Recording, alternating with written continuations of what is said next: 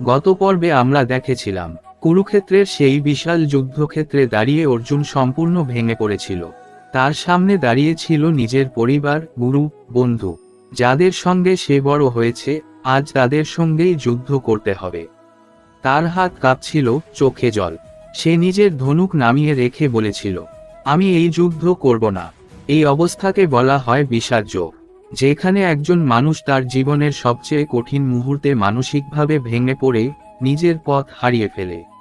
আজ সেই অন্ধকার মুহূর্ত থেকেই শুরু হবে জ্ঞানের আলো। পার্ট 2, সাংখ্যযোগ। যখন সবকিছু ভেঙে পড়ে, যখন নিজের মনই নিজের বিরুদ্ধে চলে যায়, যখন আমরা বুঝতে পারি না কি করব, কোথায় যাব, তখনই জীবনে আসে সত্যিকারের জ্ঞান। 1. অর্জুনের দুর্বলতা ও জীবনের বাস্তবতা। অর্জুন তখন শুধু একজন যোদ্ধা নয়, সে একজন সাধারণ মানুষের মতোই ভেঙে পড়েছিল।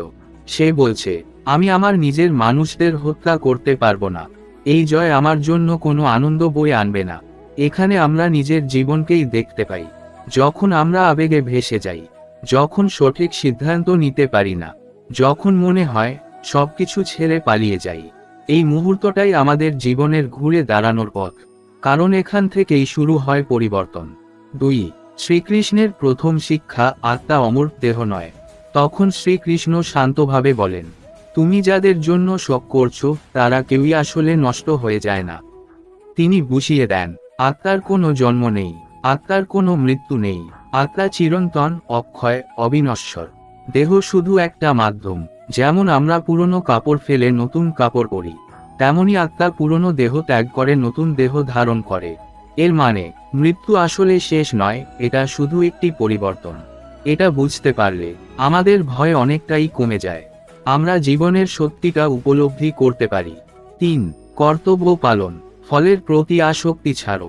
শ্রীকৃষ্ণ অর্জুনকে বলেন, তোমার কর্তব্য যুদ্ধ করা। তুমি শুধু তোমার কাজ করো, ফল নিয়ে চিন্তা করো না। এখানে তিনি আমাদের জীবনের সবচেয়ে বড় শিক্ষা দেন। আমরা শুধু কাজ করতে পারি, কিন্তু ফল আমাদের হাতে নয়।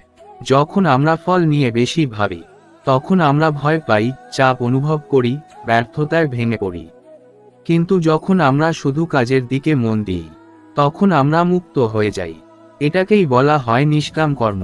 কাজ করো, কিন্তু তার ফলের সঙ্গে নিজেকে বেঁধে ফেলো না। 4. সমতা বজায় রাখা। জীবনের আসল শক্তি। শ্রীকৃষ্ণ বলেন, সুখ দুঃখ, লাভ ক্ষতি, জয় পরাজয়, সবকিছুকে সমানভাবে গ্রহণ করো।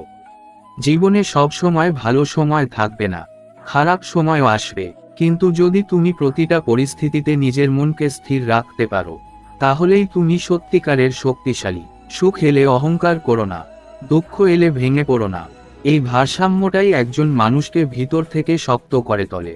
5. স্থিতপ্রজ্ঞ ব্যক্তি, আদর্শ মানুষের পরিচয়। অর্জুন জানতে চায়, একজন স্থিতপ্রজ্ঞ মানুষ কেমন হয়। শ্রীকৃষ্ণ বলেন, একজন স্থিতপ্রজ্ঞ ব্যক্তি নিজের সব কামনা বাসনা নিয়ন্ত্রণ করতে পারে, রাগ, ভয়, আসক্তি থেকে মুক্ত থাকে। বাহ্যিক পরিস্থিতি তার মনকে প্রভাবিত করতে পারে না। সে নিজের ভিতরের শান্তিতে স্থির থাকে। তাকে তুলনা করা হয় সমুদ্রের সঙ্গে। হাজার নদী সমুদ্রে মিশে যায়, তবুও সমুদ্র কখনো নিজের সীমা ছাড়ায় না। ঠিক তেমনি একজন স্থিতপ্রজ্ঞ ব্যক্তি সবকিছু গ্রহণ করে, কিন্তু কখনো ভেঙে পড়ে না। 6. ইচ্ছা থেকে ধ্বংস। মনের বিপজ্জনক চেইন। শ্রীকৃষ্ণ একটি গভীর সত্য বলেন, ইচ্ছা জন্মায়, তারপর আসে আসক্তি, তারপর রাগ, তারপর বিভ্রান্তি, স্মৃতিভ্রংশ, বুদ্ধিনাশ, এবং শেষ পর্যন্ত ধ্বংস। অর্থাৎ সবকিছুর শুরু হয় ছোট্ট একটা ইচ্ছা থেকে। যদি আমরা সেই ইচ্ছাকে নিয়ন্ত্রণ করতে না পারি, তাহলে সেটা ধীরে ধীরে আমাদের পুরো জীবনটাই নষ্ট করে দিতে পারে। শেষ কথা, জীবনে সমস্যা আসবেই, মানুষ তোমাকে আঘাত দেবে, পরিস্থিতি তোমার বিরুদ্ধে যাবে। কিন্তু যদি তুমি নিজের মনকে নিয়ন্ত্রণ করতে শেখো, নিজের কর্তব্যে স্থির থাকতে পারো, তাহলে কোনো কিছুই তোমাকে ভেঙে দিতে পারবে না। এই হলো সাংখ্য যোগের আসল শিক্ষা। নিজেকে চেনো, মনকে জয় করো, আর জীবনের সত্যিকে গ্রহণ করো। যদি এই ভিডিওটি তোমার হৃদয়ে একটু হলেও স্পর্শ করে আর পরের পর্ব পেতে চাইলে চ্যানেলটি সাবস্ক্রাইব করো আর কমেন্টে লিখো, জয় শ্রীকৃষ্ণ।